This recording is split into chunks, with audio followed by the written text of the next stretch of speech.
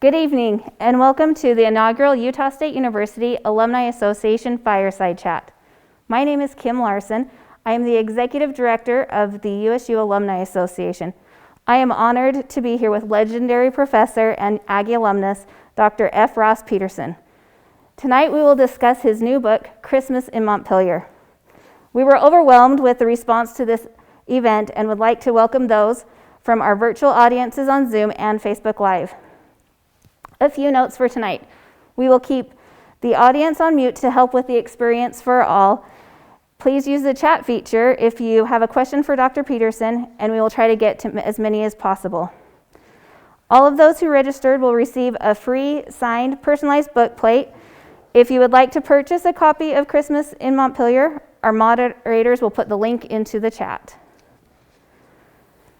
For those less familiar with Dr. Peterson, I'll make a quick introduction. Ross was born in Montpelier, Idaho, where he spent his mischievous youth. We'll elaborate on that a little bit later in the program.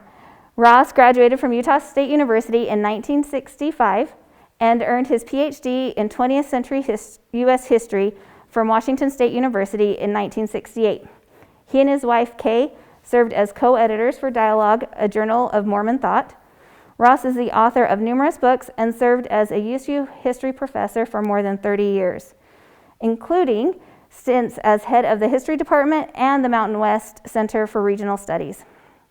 Aside from his teaching career at Utah State, Ross also taught at the University of Texas and was president of Deep Springs College in California.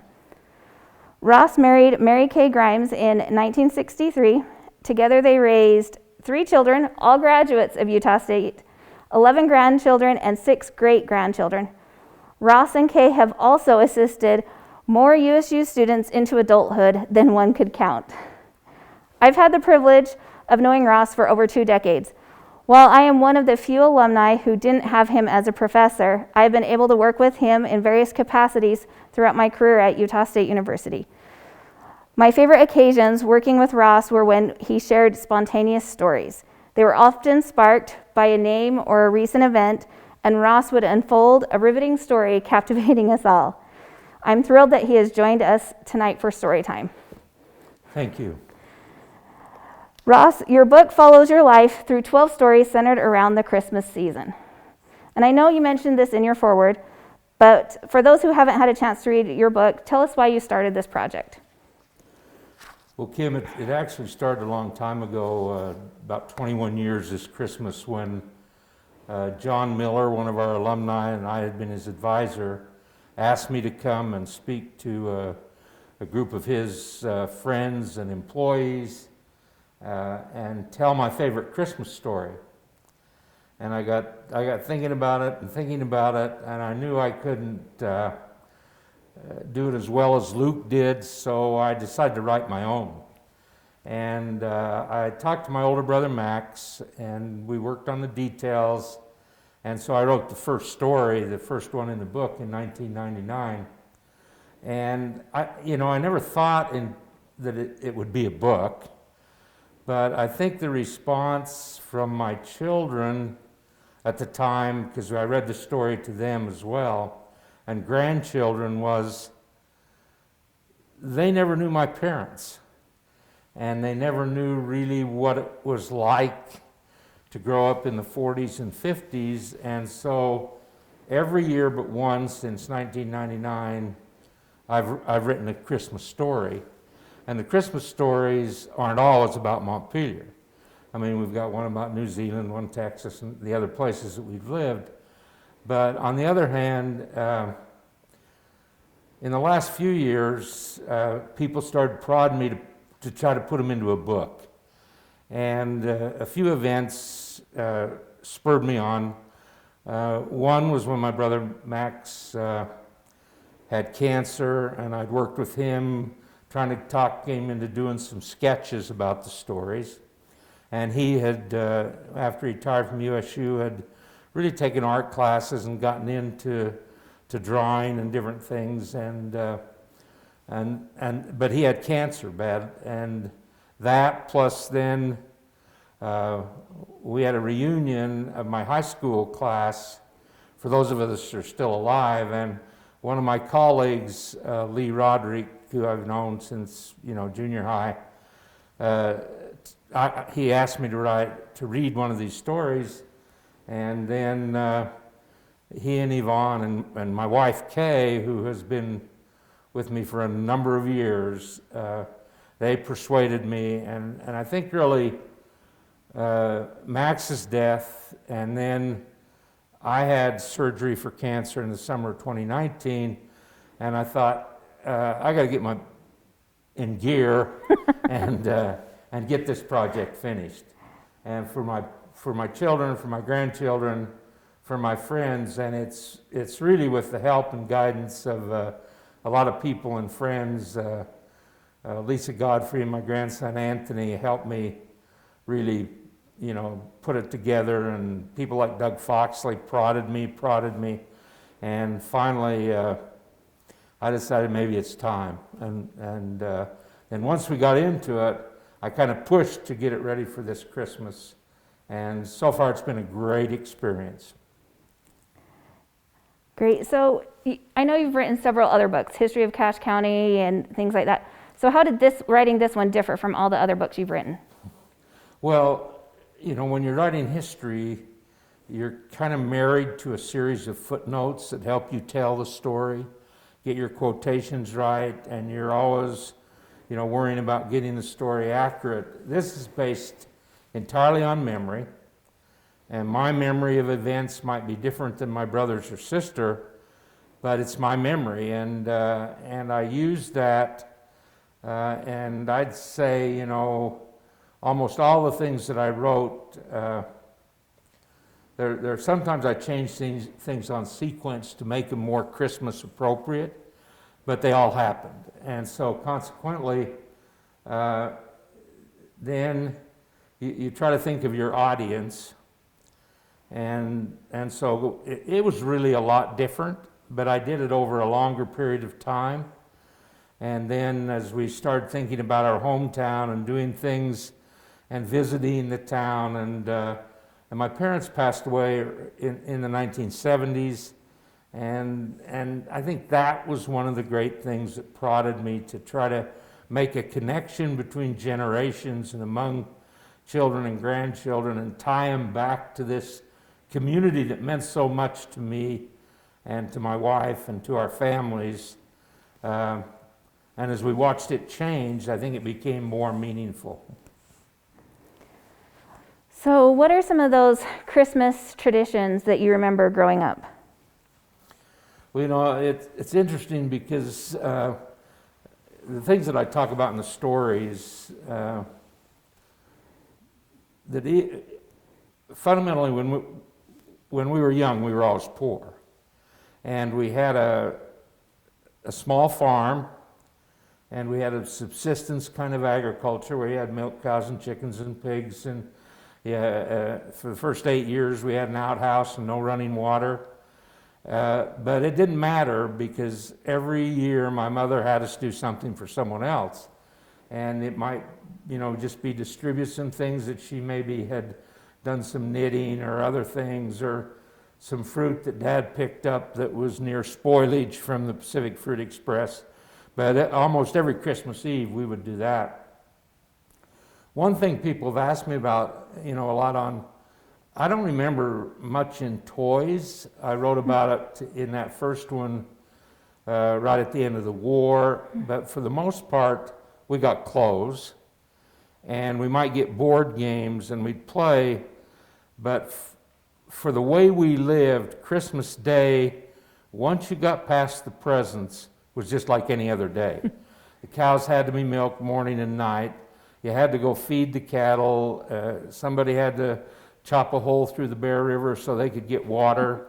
And those types of things went on, whether it was Sunday or Christmas or what. And so, the dinner may have been a little more special, but the traditions really came from the community and from the LDS ward, probably more than anything that we do year after year after year. And as far as our family, it was a good day. It was a memorable day. We used to make the decorations out of out of construction paper wrapped, and you'd make a chain, and then sometimes you'd do popcorn around it, and then if it was really a good year, you'd throw some icicles all over it, and somebody'd find an angel and put on top, and we'd try to do that together. But insofar as other things, it was a great time. You didn't have to go to school for a while. It was good, and we would always, tell the story, and at church you'd redo the nativity, and but insofar as in our family, when it got right down to it, the day after Christmas, it was business as usual. So one of the things that I think is a funny tradition maybe that has carried on is, so my husband's family's from Rich County, and for Christmas time they do the paper bag, just like you described in your book, with peanuts and maybe some gum candy or hardtack. But with you, I know you said if you got an orange, that was something special. Yeah, and I think, one of the things in our community, and I think they did it the Saturday after Thanksgiving, as you'll see from the pictures in the book, and when we were growing up, between 8th Street and 4th Street in Montpelier, I'm thinking west to east now instead of 4th to 8th, it's 8th to 4th, down the median of the road were blue spruce and then other spruce, other trees. And there were about 4 or 5, maybe a block, and they were big, and the city didn't like them because you plowed the snow. So what they do is they'd plow the snow down into a big area right near 8th Street, and that's where we'd always have the Santa Claus would come, the kids would get in line, you'd lie to him about whether or not you'd been good, and then you'd get this sack of candy, and the candy was probably left over from last year, but it was hardtack, some gum, those gummy. Like a gumdrop, I think. Yeah, gumdrop things that were really, really hard. Maybe almost always peanuts, and then if there was an orange in there or something like that, it was really, really special.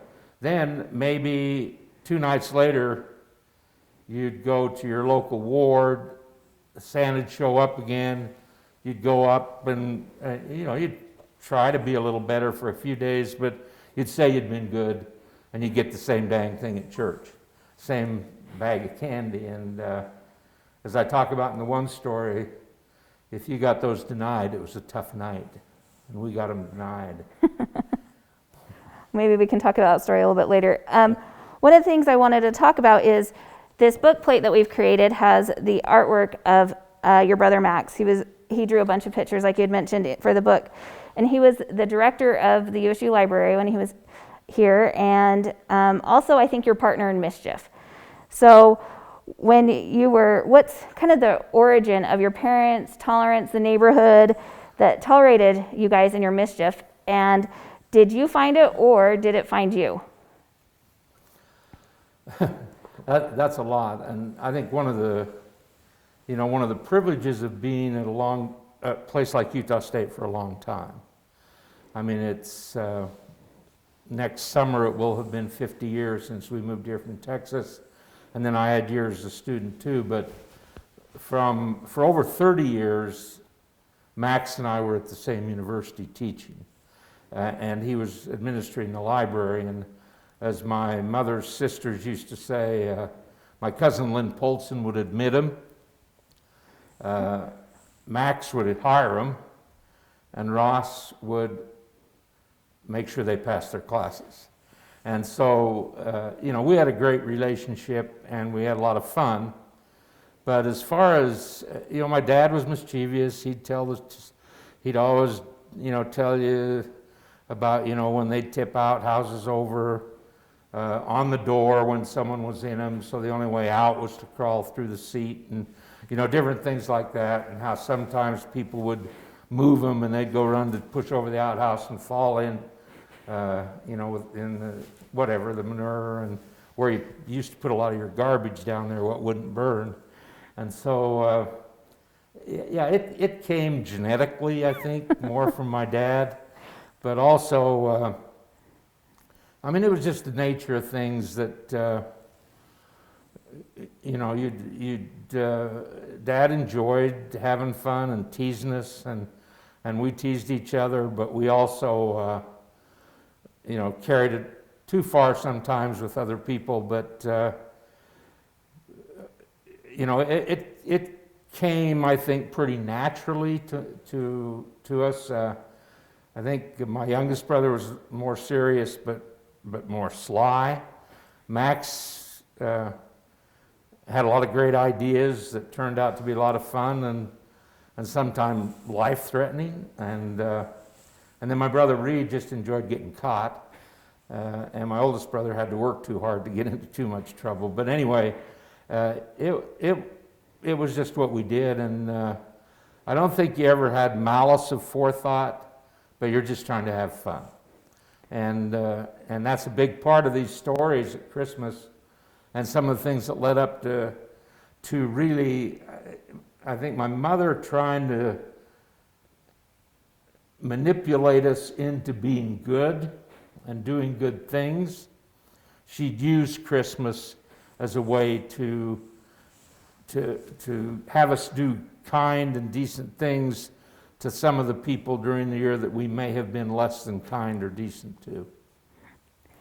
Well, and now your brother Reed was mayor of Montpelier. That's right. Right? Mm-hmm. So you got a full part in when he became mayor? Yeah, when he became mayor, we had a meeting out at my nephew Brad's place in College Ward, and he'd gone through the police records, and he gave us pardons so we could actually feel free in going home again. So I know your first story starts with just right at the end of the war. Yeah. And you've talked about a bunch of the different World War II vets that kind of have shaped you. So who are some of the influences in your life? Well, I think it was a gamble and a thing to write that first story because it's really maybe one of the first things I remember. And certainly it's the first Christmas I remember. And I can recall before them because we had neighbors that had, the neighbors out where we lived north of town, they had like 3 sons in the war. And a lot of the people in those days didn't have cars. And I can remember when their sons would come home by rail. The railroad was a big, big part of Montpelier, and it's a big part of my stories. But when I was a boy, you'd have 3 passenger trains going each way through Montpelier every day. And so the troop trains often went through there, and people would go down and give the soldiers things. But when a body came home, it came by rail. And when the guys that were discharged came home, my dad would often take people, because we had a car, down to get their son. And I can remember a couple of those things, and just the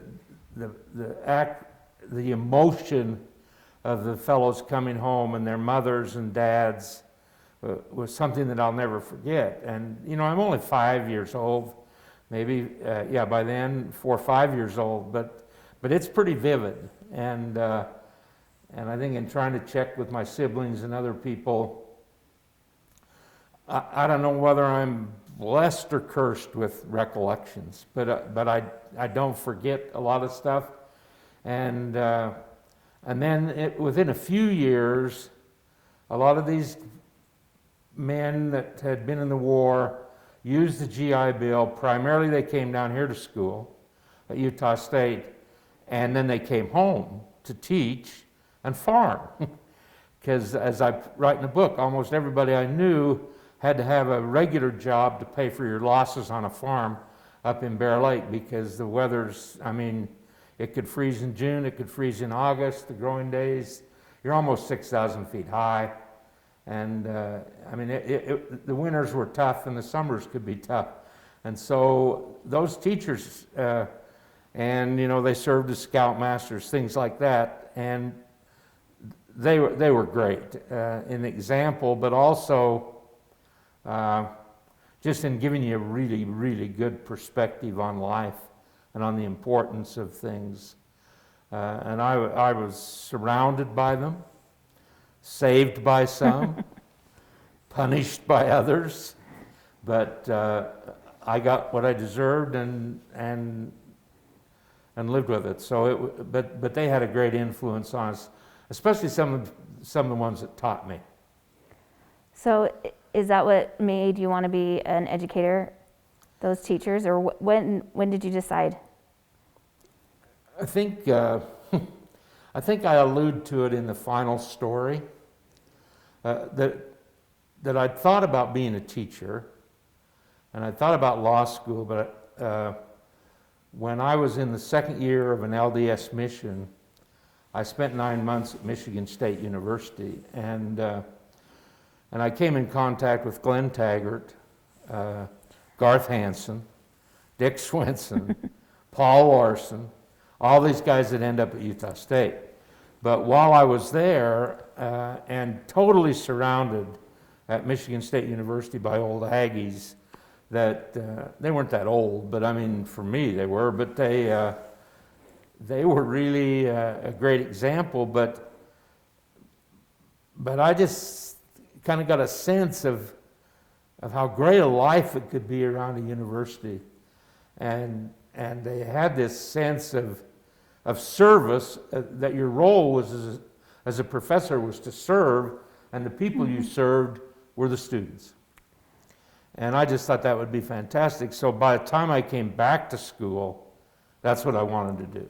And then I was just really lucky and fortunate to move right into that. Well, that's definitely something I've heard from a lot of your former students, is one, that you have a great memory, you always remember their names, and that you cared. And a lot of, this has been a really fun project for us, because we've been able to ask people who, what their memory is of you or whatever, and almost all of them had something where sometimes you were the only person there that would help them figure out their class or help get them graduated or anything like that. So I think that those earlier influences on you. Well, they did, and of course, I think one of the benefits of that too is again by staying in the same place. But when I saw the list of people that had signed up for this tonight, I mean, honestly, I was in tears for 2 or 3 reasons. One, that they remembered me, but number 2, some of them I haven't been in contact with like I should, and I'd really like to, and this gives me access to that because. Your value, I think, as a professor and in teaching at a university probably is what your students do, and also how well you all together live your lives. And I think if we do that, then this whole experience has great meaning. And certainly for the students that we've had, it's fantastic. I mean, it is a great testament that something works, is what Utah State University and our students are able to accomplish, whether they become presidents of universities in Georgia, or lobbyists in DC, or teachers in California, a former NFL player, a fireman down in Florida, and the people, they're just all over the country, and still, many of them, of course, still in the state, but to touch base with them in any way, and you're tied together by this experience. And so, I think it was a great choice for me, but probably more than any other individual, I'd say it was Glenn Taggart that convinced me I could do it, and I think was instrumental in helping bring me back from Texas. I'd been down there 3 years, and that's in part because I had prepared to teach African American history. So, what goes around comes around, and that's another thing about the university and its people. You stay in touch with each other, and there are times throughout your life where you'll still need each other. Sure. Okay, so I'm going to jump back to some questions about your book. Okay. And tell me, out of all the stories you had to write, which one, or maybe there's a couple, that were the hardest for you to write? Well, I think the one that I wrote just a few years ago, it was hard to write, and it was also hard to include. And Lee and Yvonne and Kay, and we discussed it because it involved, it's called a lesson learned.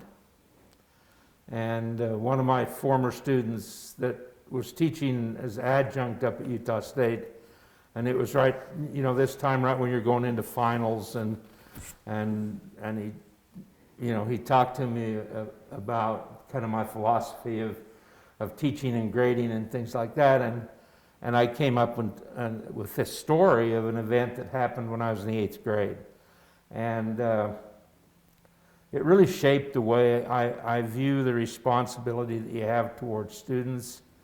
And for people that buy the book, I'm not gonna ruin the story, but and one of those old World War II guys, principal of junior high, bailed me out, but in effect the teacher accused me of plagiarism, and how it was handled, and what the lessons that taught me. Going right into Christmas that year that I was an 8th grader, they're deeply embedded in the shaky crevices of my brain, and I've never been able to ditch them. But I think it was hard for me to include it, but on the other hand, they talked me into it, and I think it'll be good. It's, we didn't use names, and so, but the other thing about that story, and it dovetails into the other, and it was really hard to write, is in the midst of this accusation, two of my friends that, we'd been first grade together, one was a neighbor, one lived a couple blocks away, they literally came to the front of the class and stood with me.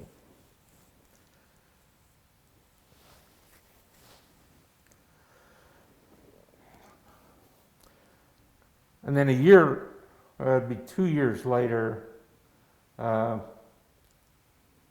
of them was really paralyzed with polio. And then he was gone for about 4 months, and then came home for Christmas. And that was hard to write. Well, and in one of those stories, you talk about a political revelation in the middle of a Christmas story. So why did you choose to add that? It's actually in that story. Mm-hmm. But I don't know if you remember in the story,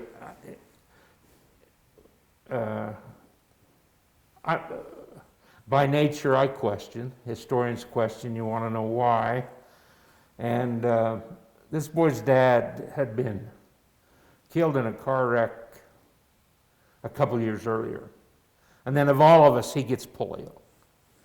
And although he's going to come back strong later in life, at the first time, you're thinking iron lung, paralyzed for life. This is 1956. They had a bad batch of the vaccine, and it hit people. When they give you a little bit of the disease, it got some of them harder than it should have.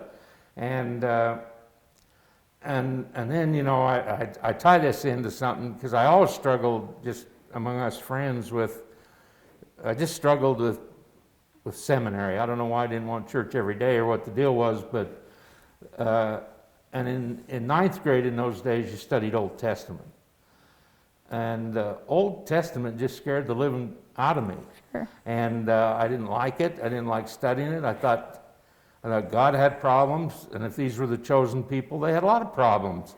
And so I wasn't quite sure about that. And then second year you go in, and they study the New Testament, and along comes Jesus, and Sermon on the Mount, you don't judge people, you turn the other cheek, he that is without sin. I'm into this, because I'm all about forgiveness. And this one day, whenever a politician came to town, they came all the way to Montpelier, which is in the far corner of the state, we'd have an assembly at the school. We had a lovely auditorium. We'd all crowd in there, freshmen on this side, sophomores on that side, seniors in the front, juniors behind them, it was just a routine. And I'm sitting there, and Mr. Rich, the history teacher, starts introducing this guy, and he comes bouncing down, climbs up on the stage, 32 years old, running for the United States Senate, Frank Church, and he gets up and starts speaking. And he talks about feeding the poor and taking care of the hungry and, peace and all this stuff. And it just hit me right there. Jesus is a Democrat. And I write that in the story. And then I go from there to Jerry's situation, because the point of the story is that, and again, I'm thinking of my children and grandchildren. And I'm thinking of all the people that still wonder why I'm politically that way. And now, see, I can just say, well, I had a revelation. But anyway, the whole point is that how you navigate through doubt and asking why. And again, that's when one of my teachers, who's now 95 years old and living up in Portland, really pulled me through it. And the point is, wherever you are, there are other people you need, and you rely on each other. And those are feelings that I didn't feel comfortable certainly talking to my parents about at that stage of my career, age 15. And but on the other hand, there are other people that are there. And it doesn't mean that parents aren't playing their role. It just meant that at the right time, at the right minute, someone else is there.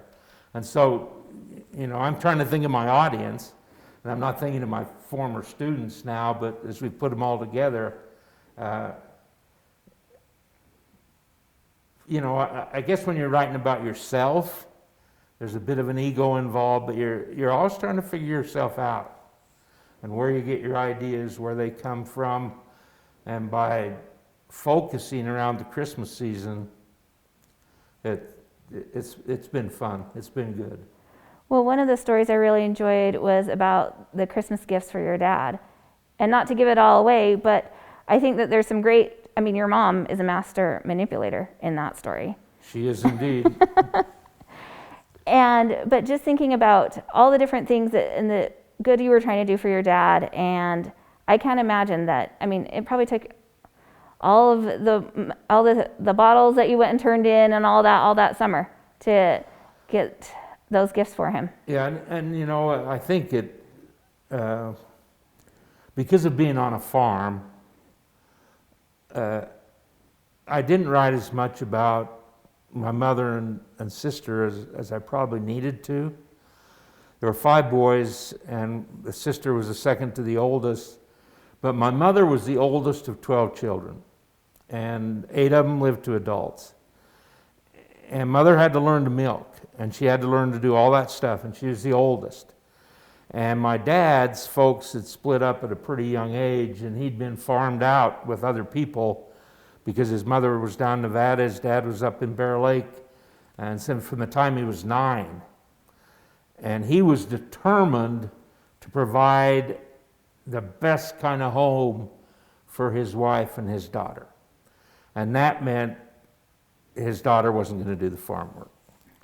And so they're not in there as much, but on the other hand,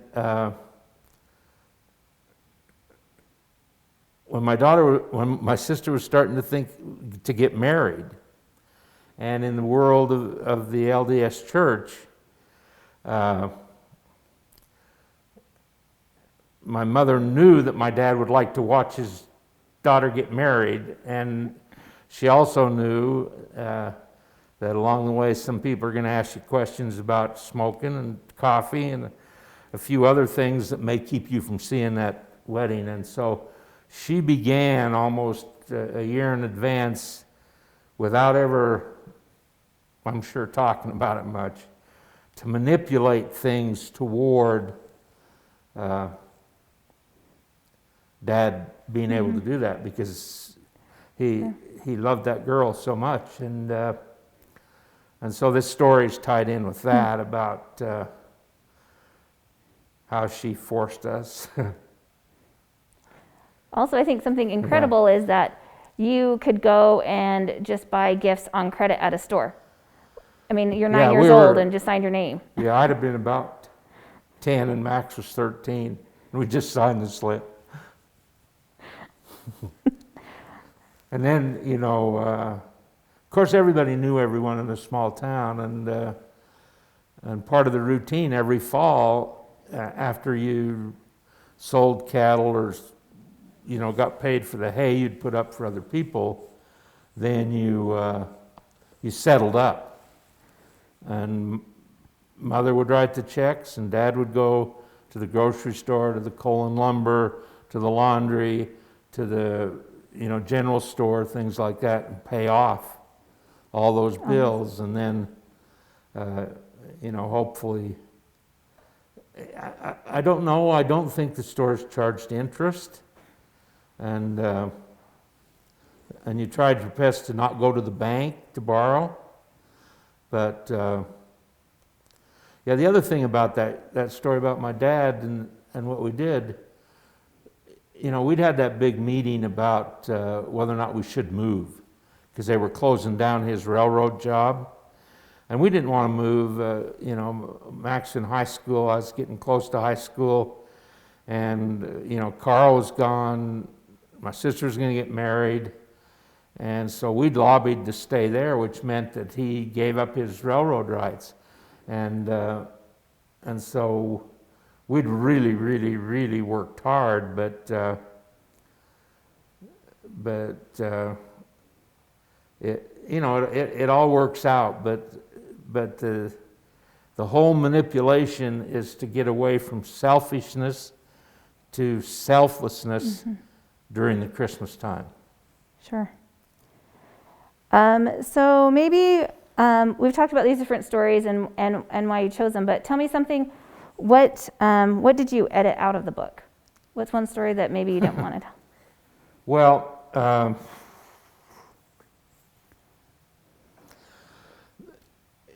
you know, I wanted to have the ones that focused on growing up in Montpelier. And I'd written one that I never gave to the kids. And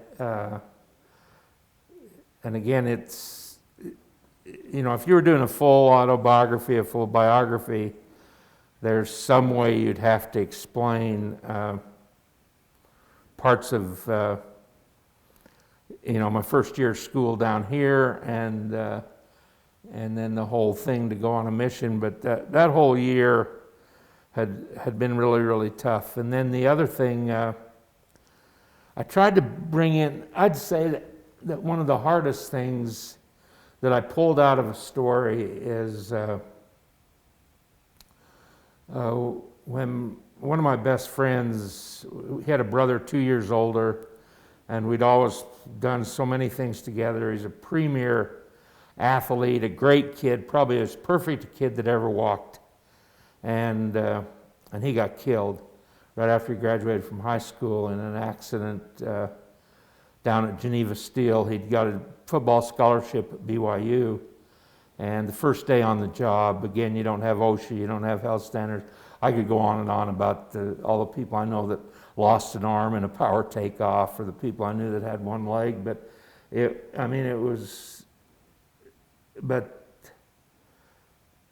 that really affected me, and again, I just couldn't bring it into to any of the narratives, and so I fiddle with it, but I just couldn't do it because you know, again, it's part of the same thing with Jerry on the why.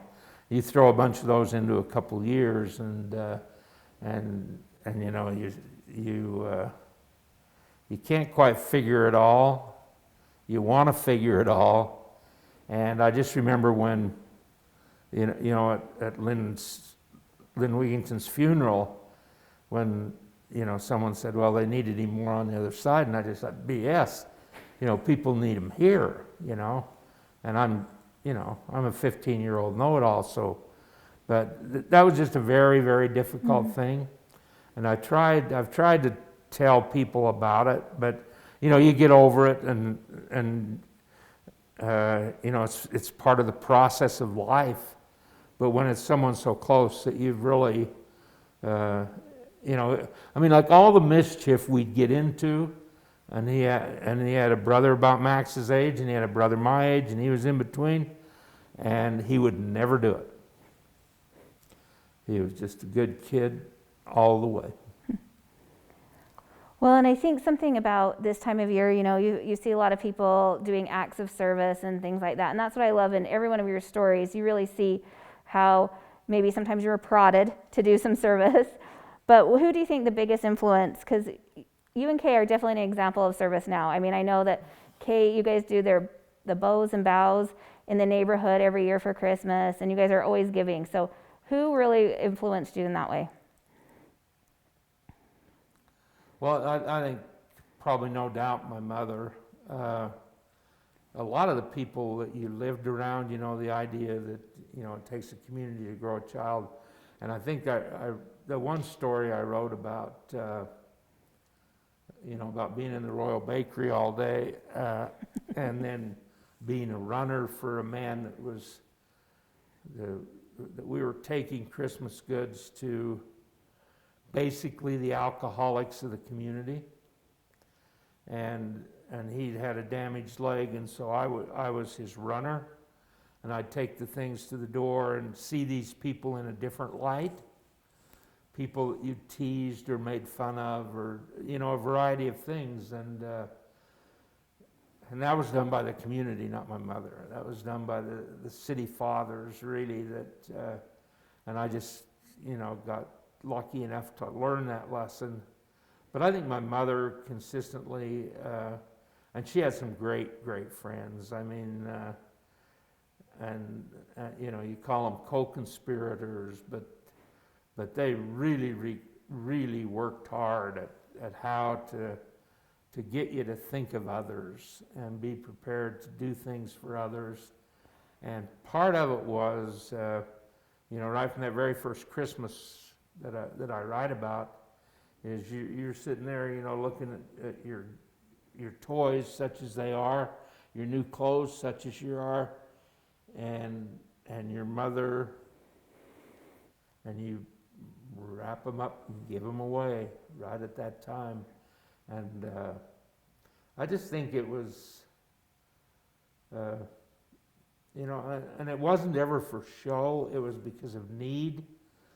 And I remember one time we were doing something, I can't remember which story I write about it, and Dad was the one taking us around to different people, and one of us said, "Aren't we poor?"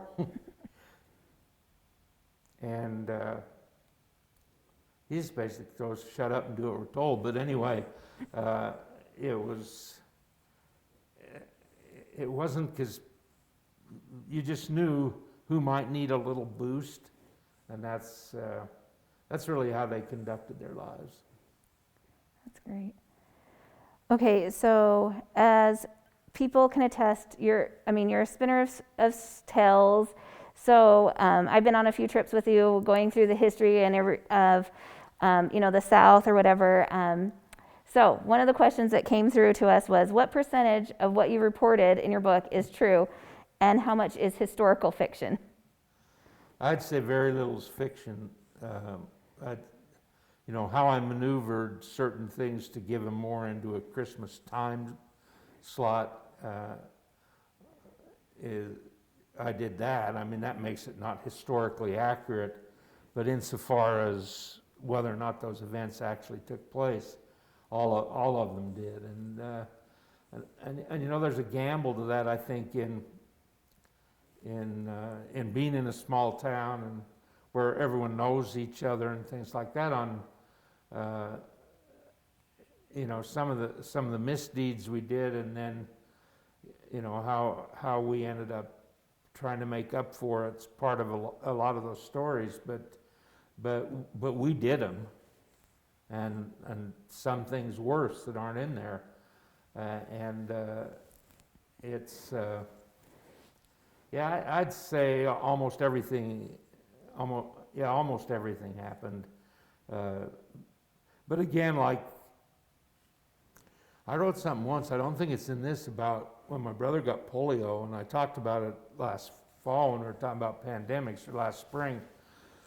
I remember vividly, we came in from Hain, he was supposed to be at football practice,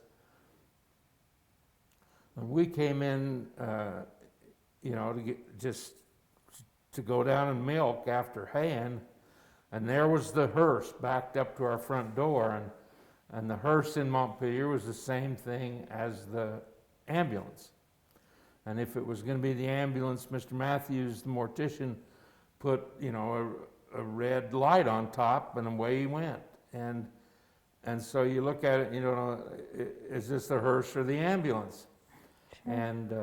And they had, during that day, Carl had gotten really, really weak, and they had diagnosed him with polio. And they had a polio hospital up in Pocatello.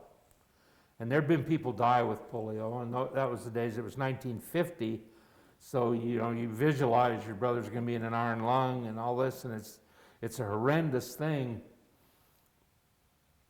And I can't remember if my mother got in the ambulance with him, but my mother and dad followed him up and left the other four of us. My youngest brother would have just been, 4 or 5 months old, with my sister, who would have been almost 15. And we had no idea when Dad was coming back or what was going on. And I can remember, people praying. And I was just moving toward my 9th birthday, and then, we didn't have TV. They didn't have TV in Montpelier in those days. We just go in there and try to figure out what to do. And we're sitting around, and then we remembered all the things Dad told us to do. So Max and I had to go milk. And then, we knew we'd have to get up the next morning to milk. And then all of a sudden somebody comes and they're pounding on the door. We go to open the door, and they've nailed a quarantine sign on the house. And so that's just as vivid in my mind as anything. And when I talked to my sister before she passed away, and Max and I talked about it, everybody has a little different memory about it. And I think actually Dad and Mother rode up, and then Dad turned right around and came back. He got Mother a room up there, and then she stayed up there. We were quarantined, but Max got to go milk, and I didn't. And then I missed like the first, maybe 6 weeks of 4th grade. But my sister, it had to be nightmarish for her. We'd moved into the new house then, which meant we had running water and indoor toilet and that, but insofar as to have 4 brothers. And so after about 3 weeks, Max, they took him up to Pocatello to just stay with my mother because she needed support and walking back and forth. And then I got to go out and milk, which, if you're only going to go outside, that's not the thing you want to be doing. But your memories are different. Sure. And that's, it's just part of the growing up experience, and that was such a nightmarish thing potentially, and he came through all right. It was confined into his throat, and it affected his voice. But insofar as how your memory plays tricks on you, it does, and how you tell the story of it. Sometimes you're telling the story, you'll think of other things and maybe learn to embellish certain parts. And I'm probably pretty good at that. So, what's next? What's your next project? Well, I want to, you want to finish, at this stage of my career, I'm not interested on more additions to my resume, on your curriculum vitae, but you have accumulated a number of research materials. But I do, one of the things probably in my career that I've been asked the most about is, in the words of one of my students, Fatima Saleh, when one of the times when I retired, she spoke and she said the biggest shock of her life was going into to a class on African American history at Utah State and have it taught by a cracker from Idaho, and that's, you know, having her history, she put it, I think, and you know, how I got into that is and my students that I've had throughout my career, I think, is the subject of what I'm writing now, and it really ties a love of sport and athletics to teaching African American history and civil rights, and how that comes together in my life, and then how, you know, you build a career where you never lose your passion of sport, and you go through something like this COVID thing now, and but you know, I've often said when people say, you know, how can you justify, you know, they're playing probably when they shouldn't play with the COVID, and you know that television's driving it. But one of the great contributions of athletics, when you add the civil rights movement and include Title IX, is it's given opportunities for young people to go to college and obtain a degree and make career choices. You know, a tiny percentage play professionally and have success, but I think, to me, that's the justification, is giving people the opportunity that they may not have had to come to school and kind of find their own destiny and find their own voice in a lot of things, and not just be this or that. And by teaching civil rights, it's given me contact with you know, many of the students that have come here as athletes, and also at the University of Texas, where I was when I kind of got started in it. And so that's kind of what I want to bring together, and I've been working on it and tying in. And again, like so many things, it involves your family. And my brother Max was actually a mentor in that area when we were real young, on inclusiveness. And my mother certainly was, and my dad. And there's certain areas in our life, like when my brother had polio up in Pocatello, it was often the African American custodians that would give her a ride, or the Native Americans that were working in various places in the hospital. And it was the Catholic hospital, the St. Anthony's Hospital, and the sisters were so gracious to her that, boy, when she got back, you know, you knew what you could say and what you couldn't say about people of other races or other religions. And she was probably always that way, but just in those few weeks, she saw their service in behalf of her son in a tough situation, and in behalf of her, and she never forgot it. Right. Well, I know you, last question here. I know you appreciate the quote by David McCulloch that says, "Nothing ever happened in the past, only in the present. The difference is it was somebody else's present, not ours." So what do you really see as the value of a book like this? Well, you know, that David McCulloch quote, and you know, at the same time, he says, in a similar speech, he said, "They never were the good old days for the people living in them." And you know, there's no way you'd go back to a 2-seat outhouse. I mean, why would you have a 2-seat outhouse? Beats the devil out of me. But or having to carry water into a house, or doing some of the other things that I look back at now, not on the nuts and bolts as being nostalgic, but where you learned certain things and where you learned value with your family. And so, it's like one time, one of the traditions they used to have in River Heights when I was the LDS bishop is this, back in the 70s, when my mother was still alive, they'd go snow caving, and the kids would go to snow cave. And my mother said, "Why in the name of the devil do you think the Lord invented central heat? Why would you go out and freeze at night?" She loved that furnace. She loved that furnace in the house. And so you can't go back. There's not you just don't make something great again. For the people that were living in it, you all have your challenges every generation. And I think that's what McCall is talking about is, we live in the present, we cherish the past, we learn from the past, but I think the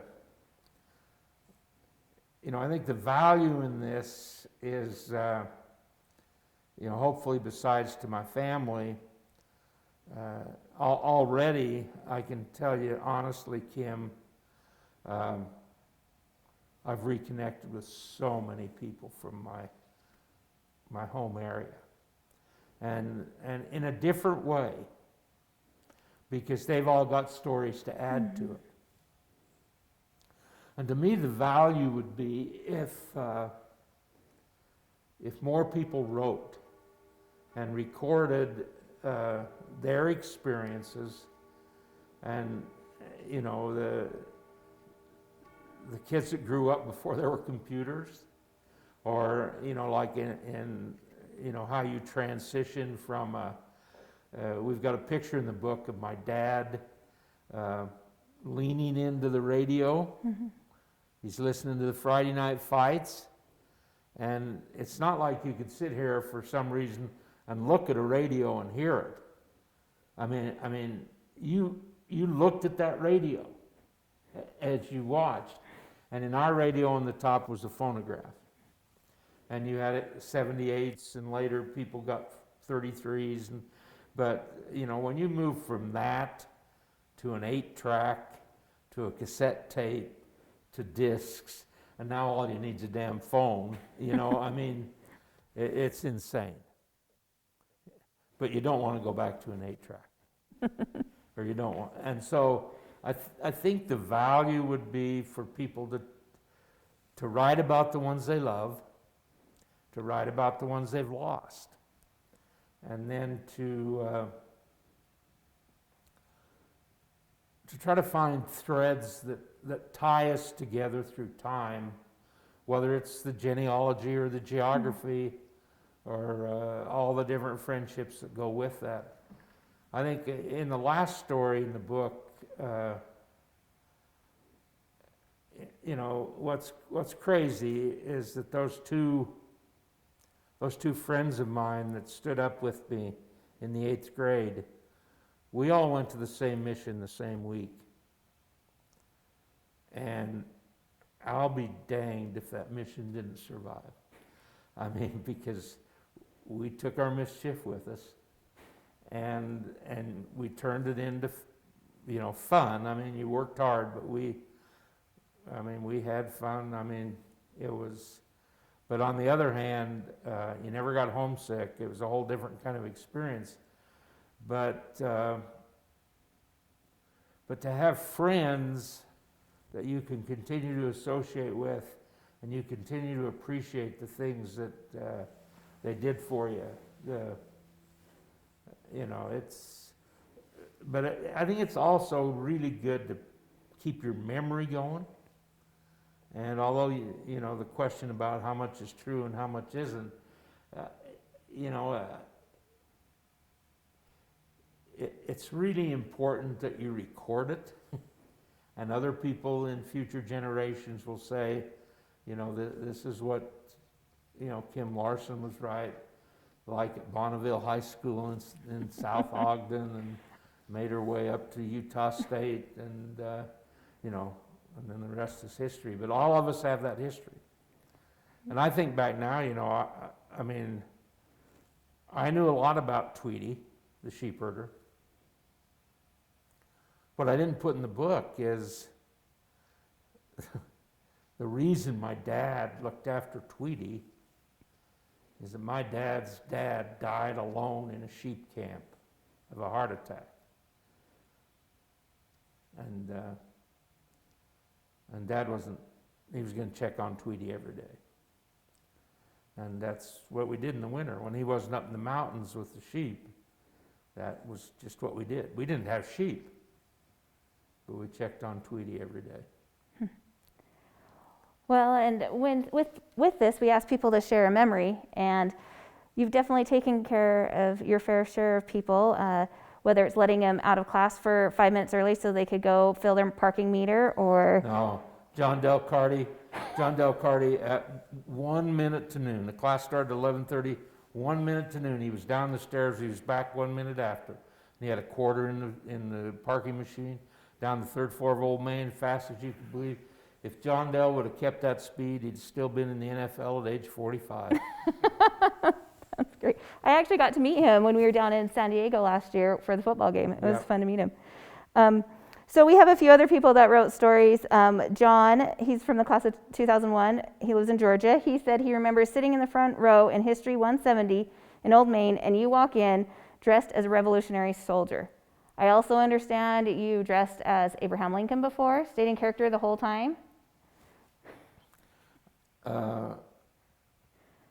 I used to do a lot of weird things, and the theater department got to know me pretty well, because for certain things, what I did traditionally is wear an Uncle Sam outfit the last day of class, but other times I do a variety of things. But John sat there on the front row. I think you're probably talking about John Dimmick, and Steve Barth sat with him. Steve's dad died last week, I noticed in the Salt Lake paper, but they were there every day, and it's interesting how you got a class of 200 or 300 in that Old Main auditorium,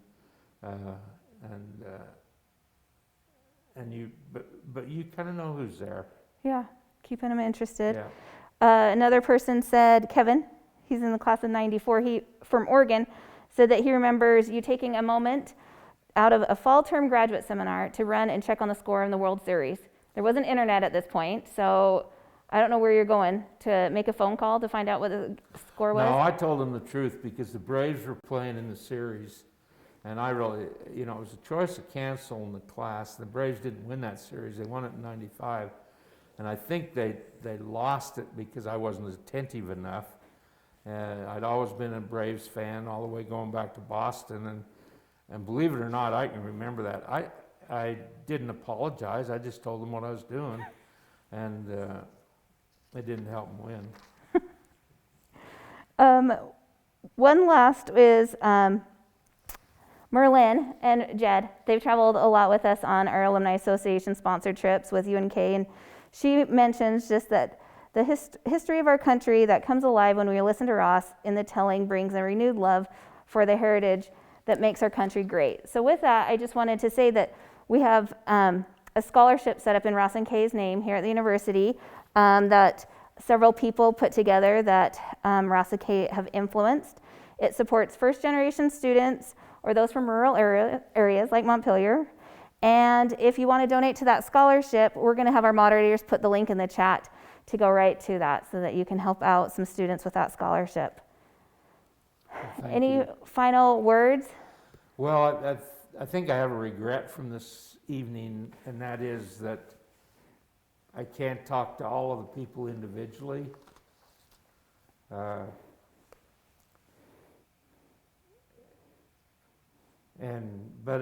I will get to write you a note on the book plate thing. But with every person that signed up, and I'm not sure about how you find out who's on Facebook and that, but I had my mother. I have one living aunt. She's 90. And she also went to Utah State, as did her husband. And I checked with her. I talked to her for 45 minutes Saturday about all this, and she had bought books for all her children and got mad at them because some of them bought them on their own. And she's really, really feisty. And my mother would not even say pregnant, but her youngest sister knows adjectives very, very well.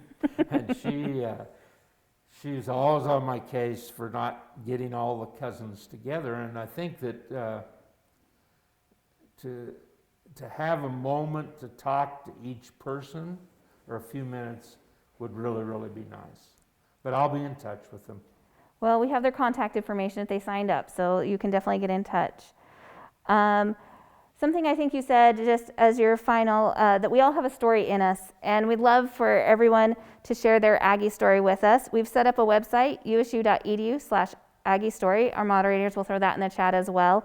But we'd love for you to share your Aggie story. We recently heard back from one of the people who was a member of the softball team from when they won the national championship in the 80s, and Cindy, and that was a lot of fun to hear her story. So we hope that you'll take a moment. As you've seen Ross tell stories, this is actually one of the best parts of my job, is I get to talk to Ross quite often and hear these stories, and many about some of the people that have joined us tonight as well.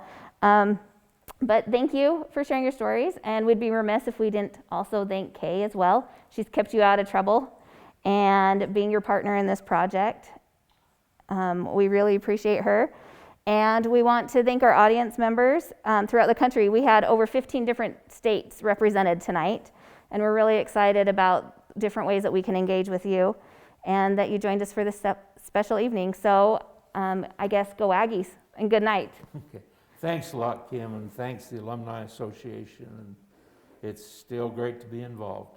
Yeah, well, thank you. Appreciate it. Good night. Okay.